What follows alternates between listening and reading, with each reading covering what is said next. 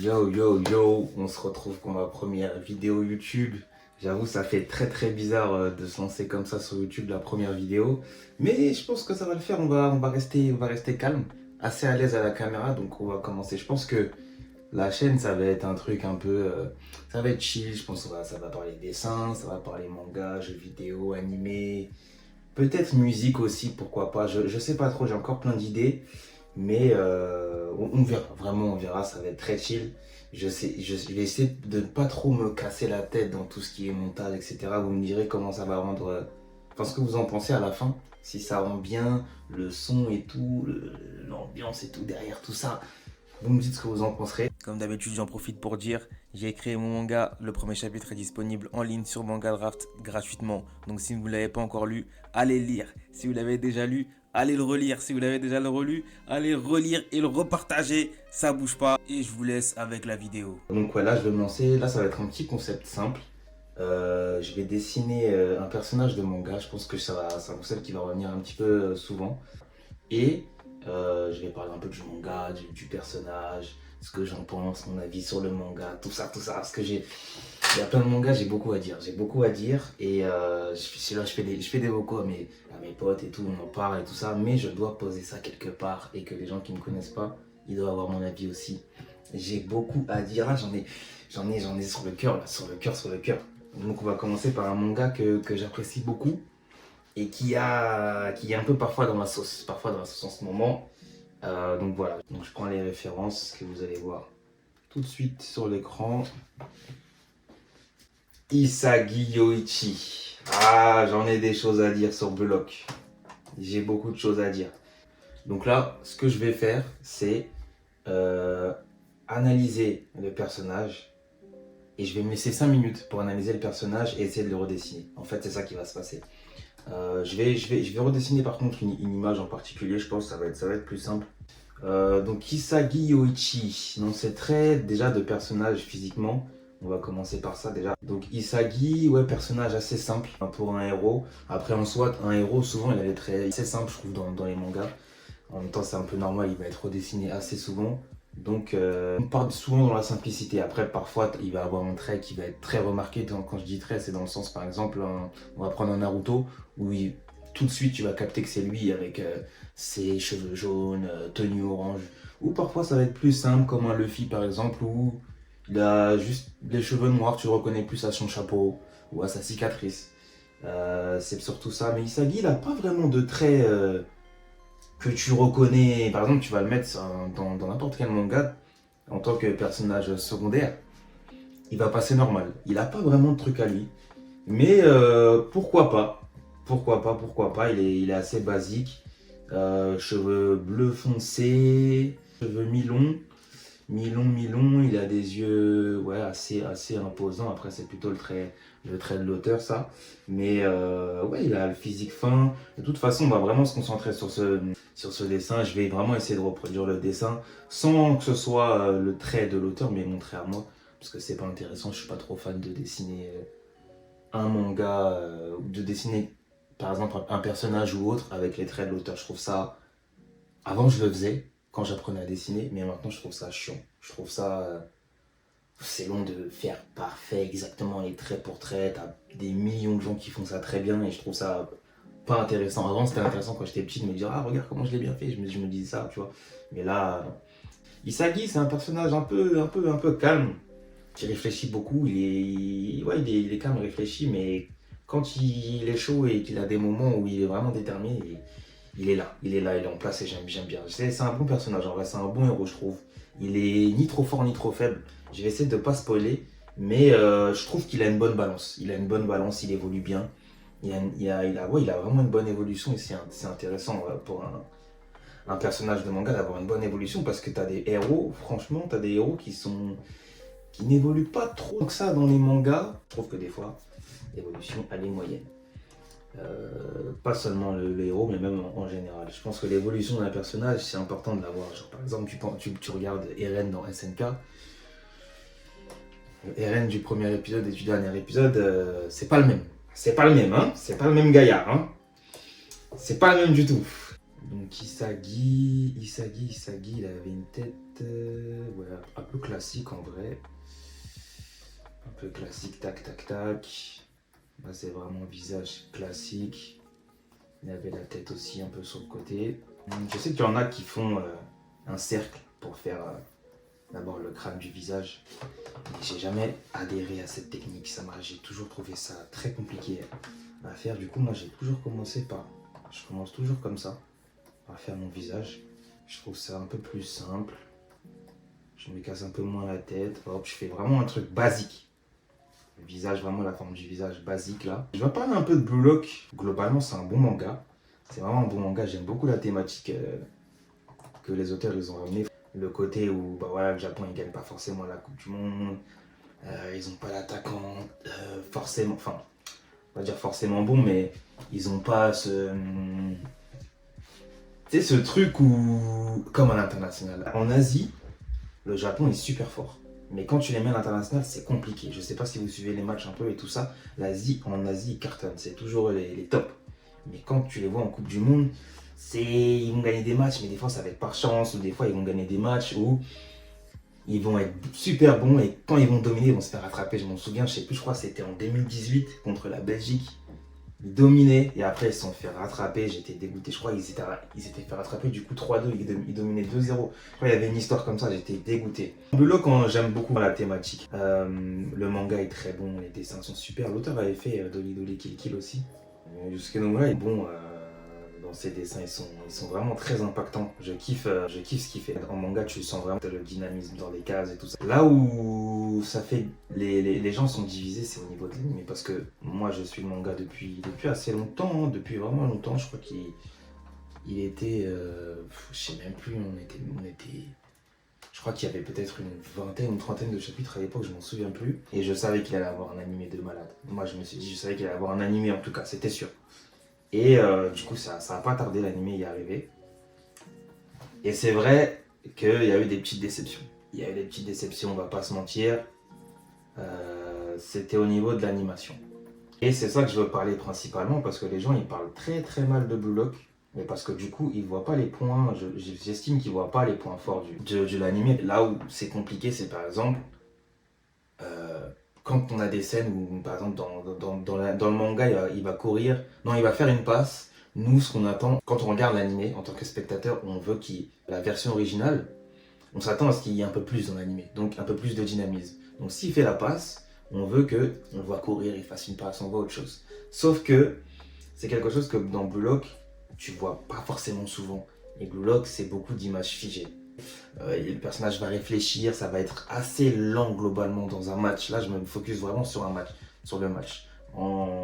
C'est ce qu'on attend de plus en fait finalement. L'animé en soi, enfin les autres scènes, c'est plutôt bon, mais on attend vraiment du match quoi. Et ça manque un peu de peps. Parfois, on s'ennuie un peu dans les matchs, et je trouve ça dommage parce que là où il faut savoir, c'est que d'accord dans l'animé, il parle beaucoup. Il parle beaucoup pendant les matchs. Mais si vous avez lu le manga, dans le manga aussi, il parle beaucoup. Hein. Dans le manga, il parle beaucoup.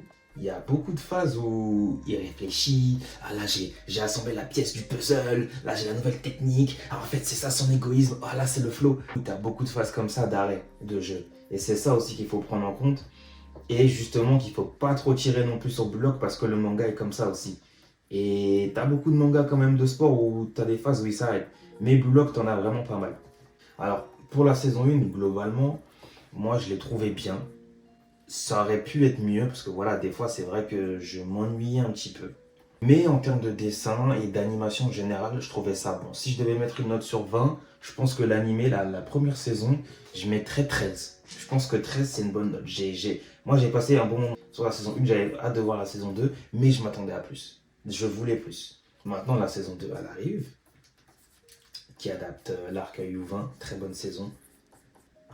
Pour moi, ils ont élevé le niveau. Déjà, j'avais été déçu dans le film Nagi, je sais pas si l'épisode Nagi, c'était un spin-off sur un peu le passé de Nagi. Je m'attendais à quelque chose de vraiment bien, parce que c'est un film. Donc qui dit film dit qualité supérieure à un animé normal. Malheureusement, J'ai été déçu par ce que ça a donné. Et c'était surtout beaucoup de choses qu'on avait déjà vues. Donc c'est un peu dommage. Du coup, la saison 2. Franchement, la saison 2, moi, je lui mets un joli 16. La saison 2, pour moi, elle était vraiment bien. C'était dynamique. Il y avait de l'amélioration. Et pour moi, les points forts de Blue Lock, principalement, et ce que les gens relèvent très peu, j'ai remarqué, les plans fixes, finalement. Ils sont très forts dans les plans fixes. Ils sont très bien retranscrits par rapport au manga avec les flammes, les effets de puzzle, les petits effets 3D et tout. Nickel. Et c'est toujours des moments badass. Et ça, je pense que personne ne peut me contredire là-dessus. Vraiment, niveau plan fixe, ils sont top. Là où ils sont forts, on va montrer un schéma en 3D du terrain, des choses comme ça. En fait, tout ce qui est ce genre de représentation, je pense qu'ils sont vraiment très forts pour ça. C'est vrai qu'après, en animation générale, c'est un peu moyen. En fait, j'ai l'impression que l'acceptation de la 3D, il est plus difficile à l'international qu'au Japon. C'est ce que j'ai compris en fait au fil du temps. Alors qu'au Japon, c'est la base. Pour en revenir à l'animé, le match contre les U20, le dynamisme était vraiment là. Chaque épisode, je me suis régalé. Et j'ai même vu des gens qui commençaient à dire, ah finalement, tu vois, c'est pas si mal. Donc en fait, faut... Ok, je suis d'accord que tu peux critiquer, tout le monde a son avis, mais je pense que les gens ont beaucoup tiré. Et ce que j'aime pas, c'est qu'il y a eu une hype. Dès qu'une personne a commencé à dire, ah l'animation, tout le monde a dit ça. Tout le monde a dit, ah l'animation, A, B, C, D, l'animation, ah c'est bizarre. Et ça, je trouve ça dommage en fait.